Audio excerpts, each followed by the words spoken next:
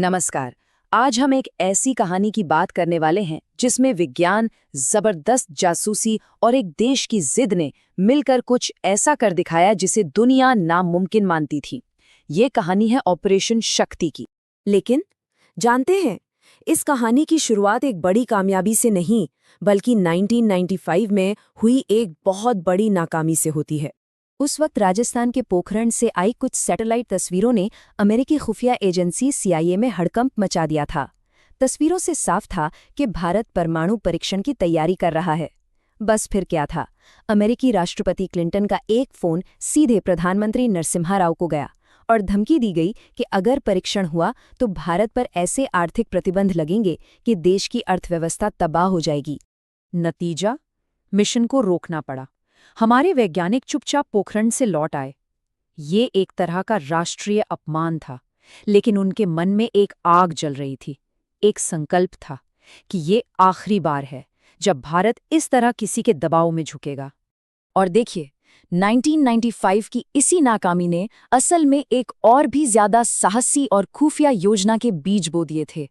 एक ऐसी योजना जो भारत के भविष्य को हमेशा हमेशा के लिए बदलने वाली थी।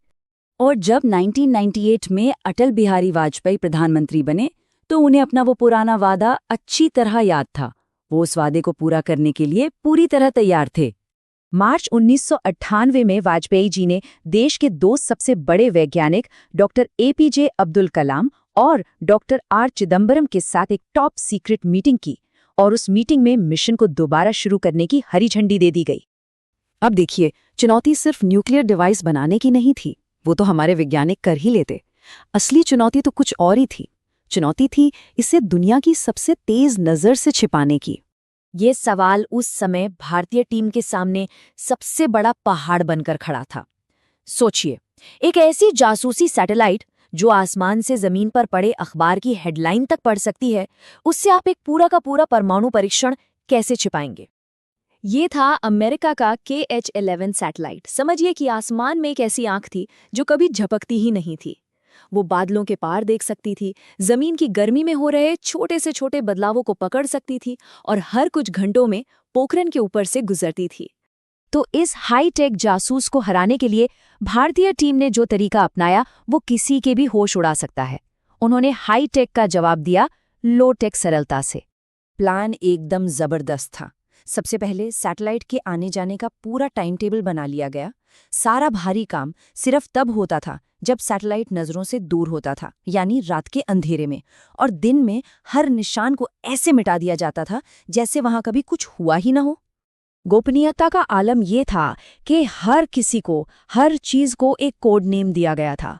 डॉक्टर कलाम बन गए मेजर जनरल पृथ्वीराज और डॉक्टर चिदम्बरम बने मेजर जनरल नटराज। सबने सेना की वर्दी पहन ली ताकि किसी को शक ना हो। और जमीन पर जो तरकीबें अपनाई जा रही थीं, वो तो कमाल की थीं। जैसे ट्रकों के टायरों के निशान मिटाने के लिए उनके पीछे झाड़ियां बांध दी जाती थीं। खोदी हुई मिट्टी को हवा की दिशा में ऐसे फैलाया जाता था मानो वो प्राकृतिक टीले हों। और CIA एनालिस्ट को ये दिखाने के लिए कि सब नॉर्मल है, दिन के वक्त सैनिक वहां वॉलीबॉल खेलते थे। तो मई 1998 आते आते हफ्तों की इस लुका-छिपी के बाद आखिरकार वो बड़ा दिन आ पहुंचा। सब कुछ तैयार था और माहौल में एक अजीब सा तनाव और उत्साह था। 11 मई 1998 फाइनल काउंटडाउन शुरू हुआ, लेकिन फिर आखिरी पलों में मिशन को अचानक रोकना पड़ा। एक ऐसी मुश्किल आ गई थी जिसकी किसी ने उम्मीद नहीं की थी। हुआ ये कि हवा का रुख अचानक बदल गया। अगर उस वक्त टेस्ट किया जाता तो खतरनाक रेडियोधर्मी बादल पास के एक गांव की तरफ जा सकते थे। अब टीम को इंतजार करना था और हर गुजरता हुआ मिनट सैटेलाइट के वापस आने और पकड़े जाने का खतरा बढ़ा रहा था। आखिरकार दोपहर में किस्मत ने साथ दिया। हवा का रुख बदला, हरी झंडी मिली और ठीक 3:45 पर 3 परमाणु उपकरणों में एक साथ विस्फोट किया गया। पोखरण की धरती कांप उठी। प्रधानमंत्री वाजपेयी तक जो खुफिया संदेश पहुंचा वो बस इतना सा था, बुद्ध फिर मुस्कुराए हैं। ये इस बात का संकेत था कि मिशन कामयाब रहा। दूसरी तरफ वॉशिंगटन में तो जैसे भूचाल आ गया। CIA के एक सीनियर अधिकारी ने बाद में माना कि हमें इसकी 0 वार्निंग मिली थी। ये उनकी सबसे बड़ी खुफिया नाकामियों में से एक गिनी गई। दुनिया भर से बहुत तीखी प्रतिक्रिया आई। कई देशों ने भारत पर पाबंदियां लगाने की बात की, लेकिन अब ये 1995 वाला भारत नहीं था। वक्त बदल चुका था। एक तरफ अमेरिका, जापान और कनाडा जैसे देश भारत पर कड़े आर्थिक प्रतिबंध लगा रहे थे, और दूसरी तरफ भारत ने 2 दिन बाद 13 मई को 2 और सफल परीक्षण करके पूरी दुनिया को एक और भी मजबूत संदेश दे दिया।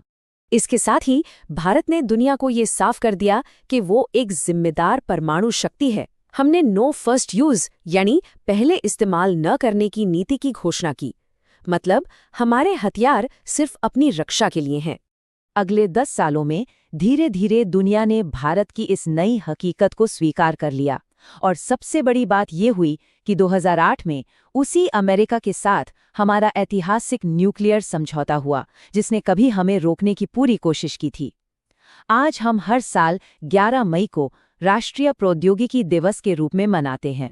तो ऑपरेशन शक्ति की ये कहानी सिर्फ एक परमाणु परीक्षण की कहानी नहीं है।